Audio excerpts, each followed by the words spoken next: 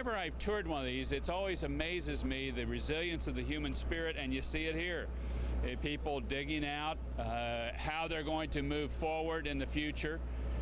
This is difficult. This is a town the size of my hometown, about 250 people. Much of the town has been hit. The business structure within the town has been hit, much of it destroyed. And yet people are talking about what they can do, what they will do to rebuild. And we want to encourage and support that spirit. Once we got on the scene, we had thick black smoke actually coming out of the roof area. We've had a minor explosion in this building. We weren't making much headway, so we decided to go to defensive operations. We pulled all the crews out. About 2 or 3 minutes later after we did that, we had a total roof collapse, which pushed smoke and fire completely across the other side of the street. One of the craziest fires I've ever seen in my life. It's huge. It's going, it's intense, and as it goes down all the way, so.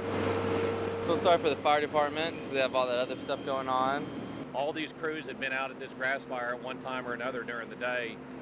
We try and rotate our crews, keep them as fresh as we can, but you know, some of them are a little taxed from being out at the grass fires for all day, but it did not hamper any of our firefighting efforts today on this building fire. A struggle for the perfect bubble, Hayden Payne's mission right now. Days ago, a struggle for life. Hayden, along with brother Hunter and sister Emma, were all in the Plaza Towers school when the tornado hit. We were up against the wall in a crouch position so we wouldn't get hurt.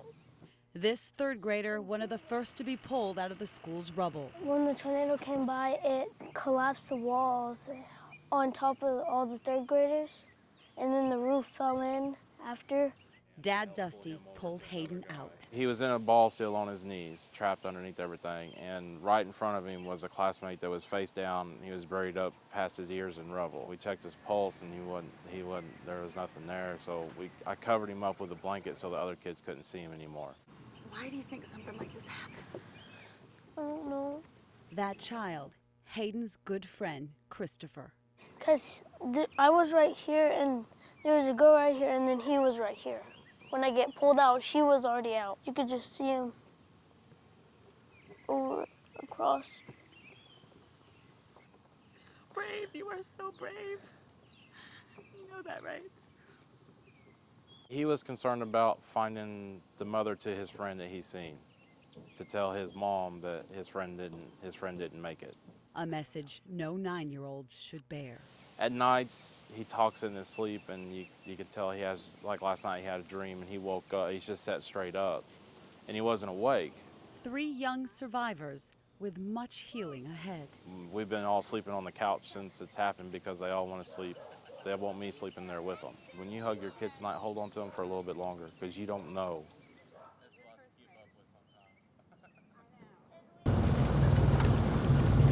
Andrew Johnson and Emma Preuschel are training on the Oklahoma River with dreams of winning a gold medal. You'd never know they had physical limitations. Andrew, for example, knows being blind keeps him from doing other sports. Well, it's easier than race car driving. Emma has Erb's palsy, partial paralysis of her left arm. They're Paralympians, but no different than Olympians in spirit. It's really a rush that I get from nothing else in my life. Being a part of the Paralympics allowed me to accept my physical body more than I had ever before. Mental barriers were broken for Andrew when he was 11 years old.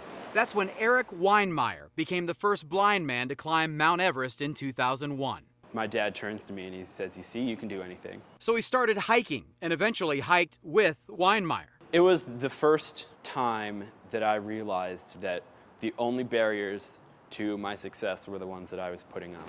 Emma remembers trying to be a cheerleader, but she couldn't make a V with her arms. But she was liberated from feeling deformed when she won a silver medal in rowing at the 2008 Paralympic Games. It was just a defining moment in my life. It wasn't so much about the medal, but it was about becoming more confident in my self. The Paralympics continue to transform their lives beginning August 29th. In Oklahoma City, Ed Doney, News Channel 4 HD.